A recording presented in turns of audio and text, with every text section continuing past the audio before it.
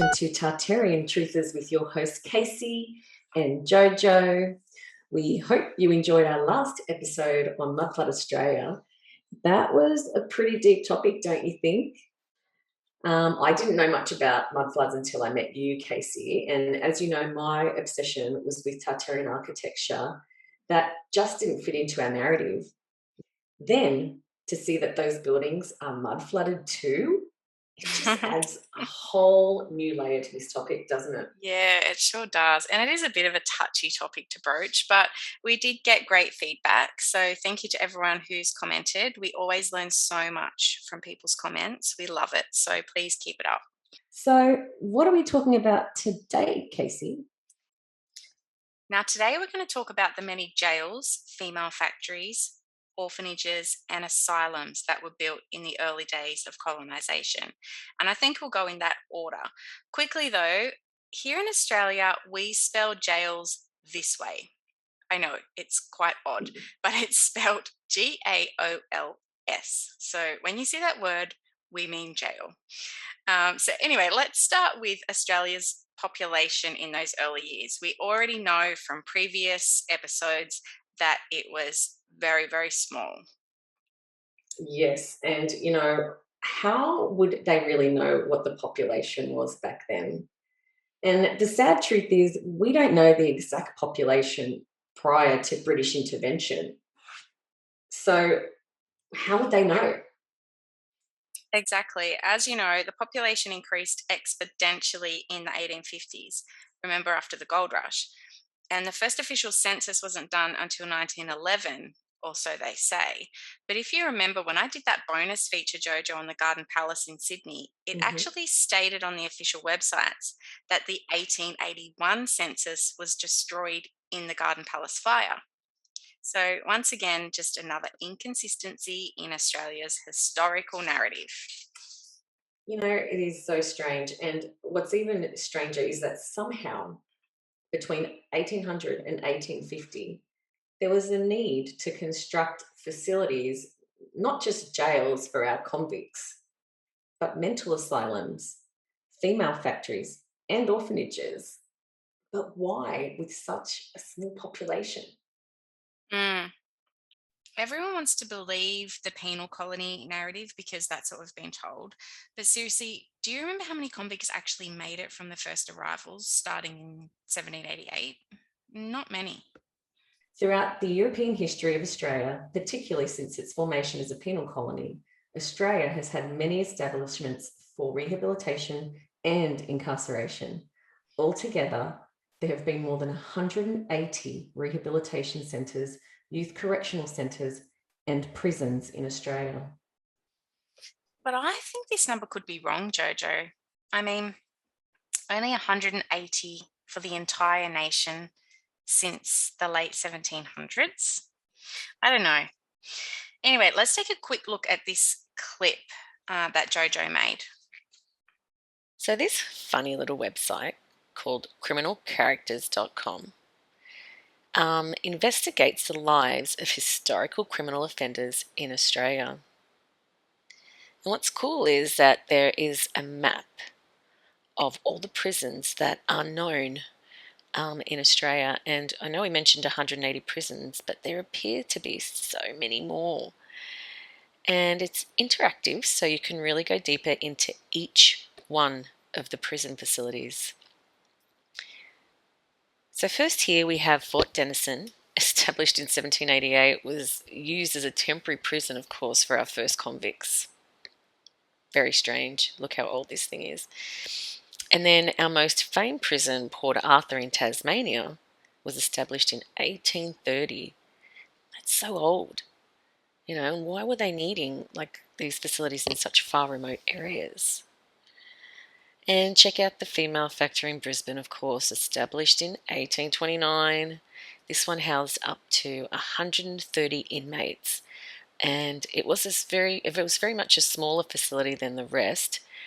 Some of the other prisons were huge. And Australia is a huge country, and 180 plus prisons sounds like a lot, but there were probably more.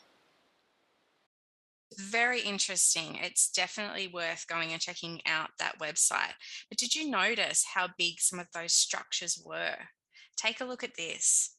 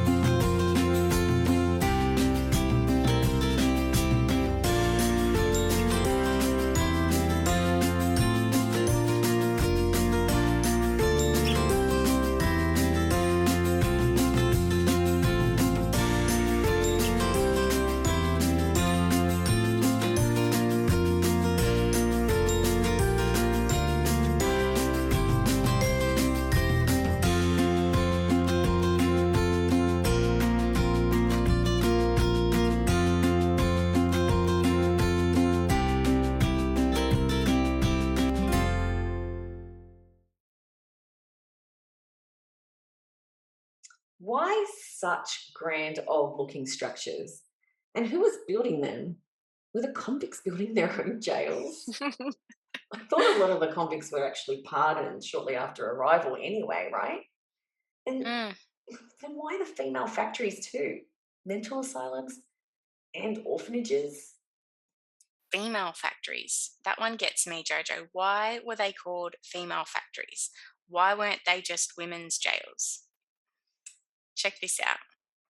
So, according to Surveyor General John Oxley in 1810, what the new colony needed was a well regulated factory to teach women habits of industry so that they became useful to society rather than burdens upon it. Isn't Burden? that, I know, isn't that awful? It's horrendous. Mm, Mr. Oxley? You know, the more we researched these female factories, we realised that they were treated extremely poorly, with minimal food and access to their children who were actually removed and placed in nurseries, so we're told. Conditions were horrible in these huge buildings, and often they were found rioting. The interesting thing is, Casey, that there was actually an inquest into the numerous deaths of prisoners' babies in the Cascades Female Factory Nursery. So, what was going on? What was really going on there? Were these babies being mistreated too? Or were they being moved out and into the numerous orphanages that were also located all over Australia at this time? there's so many questions, Jojo. But what gets me is when you actually think about it, how are these women getting pregnant? These were all female facilities, right? So Mhm. there was obviously also sexual abuse happening behind those closed doors. Could these have actually been baby factories? You know what, Casey? I can't even imagine. And who even knows what was really going on? This sadly leads us to orphanages. And you guessed it, more questions. Here's a reel that Casey made on her Instagram page a few months back that gives a little insight to what we were thinking. In 1801, the Female Orphan School was opened in Sydney. From then on, homes for children could be found all over Australia. They were known as orphanages, benevolent asylums, orphan schools, homes for destitute children, infants and babies' homes, and foundling homes. It is documented that throughout the 19th and 20th centuries, up until the 1960s, children from Britain and a small number from Malta migrated to Australia. It was said to be a policy of social engineering, and in 1947 it was noted that the Australian government wanted as many child migrants as it could obtain. What did they want with all those children? And what would become of them?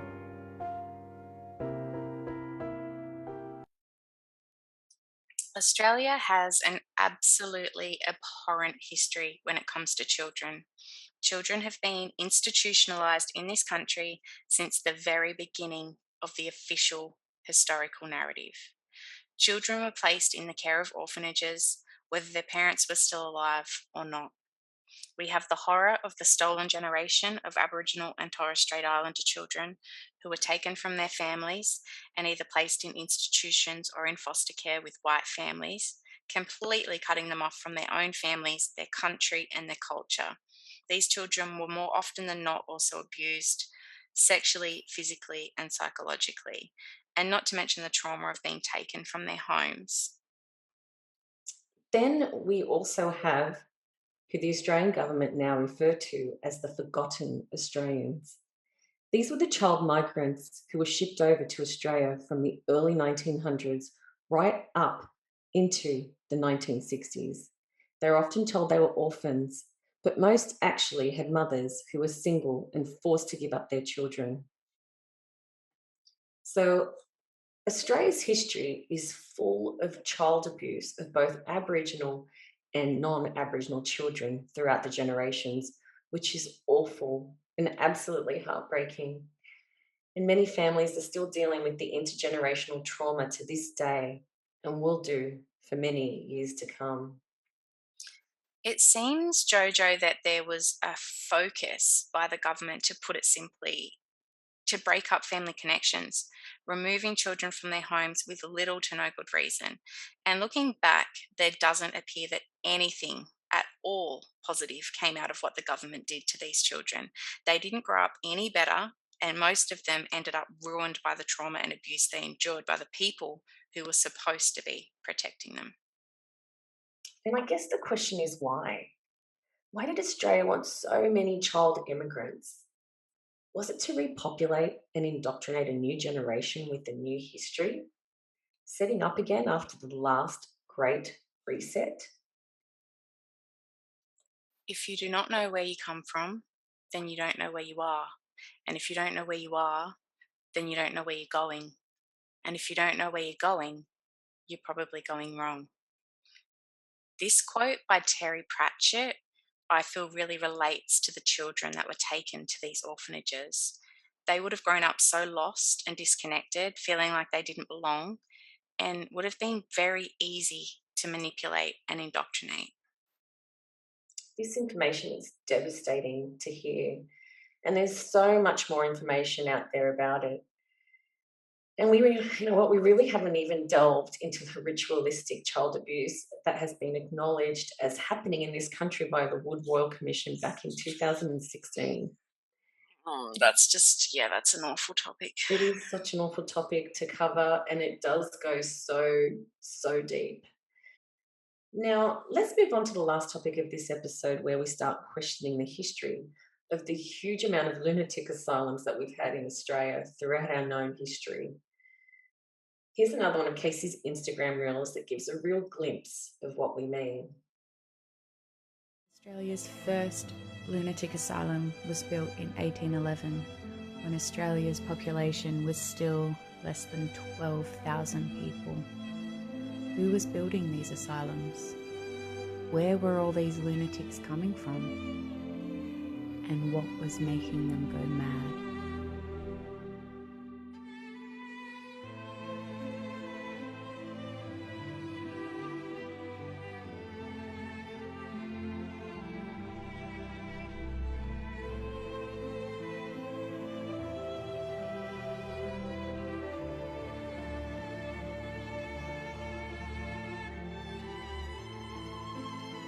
So the first asylum was set up in 1811. The population was still extremely small and so sparse for such a huge continent, yet an asylum was already required just 22 years after the first fleet arrived.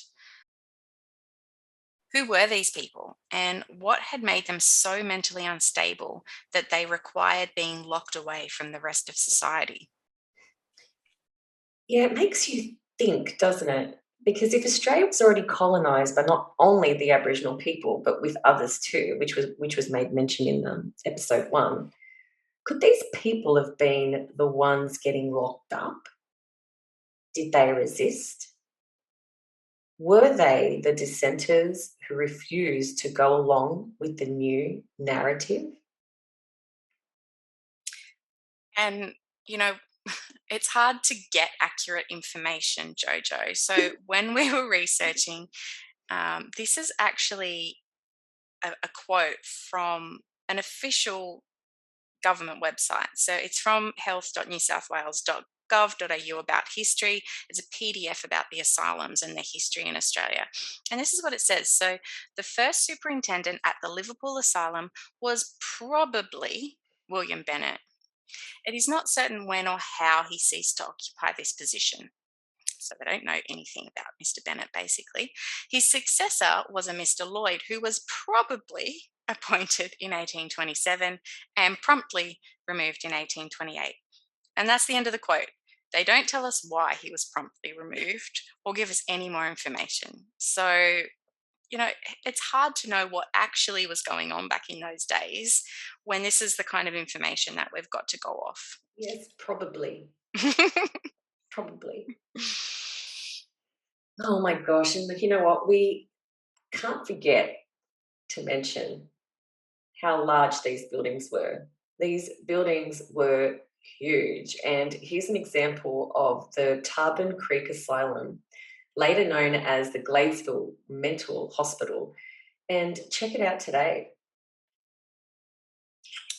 These Wow. are photos of it today. So It's incredible. Yeah, they look much older than the 1800s, don't they? I totally agree. And where do these stairs lead to, Casey? Somewhere majestic, I think, don't know. JoJo. Probably not a lunatic asylum. I don't know. And what is this? A dungeon. It looks so old world, doesn't it? Like it was a part of something bigger once upon a time. 100%. That's something out of, and so much older than built in the 1800s and very creepy. Very creepy. Very creepy. So, yeah, the size of these buildings makes me think that they could obviously hold quite a lot of people. So we meant to believe that majority of our meager population were locked up in these massive asylums. And then on top of that, who was actually building them? Or, JoJo, were they already there and simply being redesignated? Ding, ding, ding. Yes. Hmm. Oh, Casey, Who knows? redesignated. One of my favorite words. One of my favorite words. And, it just leads to so many more questions. It really does. Our official historical narrative will have us believe that we started out as a penal colony of just 1,000 or so people and that we grew so exponentially in the next few years that it required multiple jails, orphanages, and asylums. Yet, this same narrative gives us next to no explanation for where all these people came from and what it was exactly that caused them to require incarceration, become severely mentally ill, or have no parents of which to care for them. This is such an awful topic and it's super heavy. And honestly, it's not really nice to think about all the horrors that this nation was built upon. The system was and still is very broken, and I think that's where we will have to leave you. More questions for you to think about, right? As always, in true Tartarian truther style. That's right. And if you're still watching, thanks for staying with us. Until next time, we will see you then. And we promise our next episode will be a much lighter, fluffier topic. Yes, it will be. It will be on Gold Rush, on the Australian Gold Rush, actually. Sounds good. Excellent. Thank you, everyone, and bye. Bye.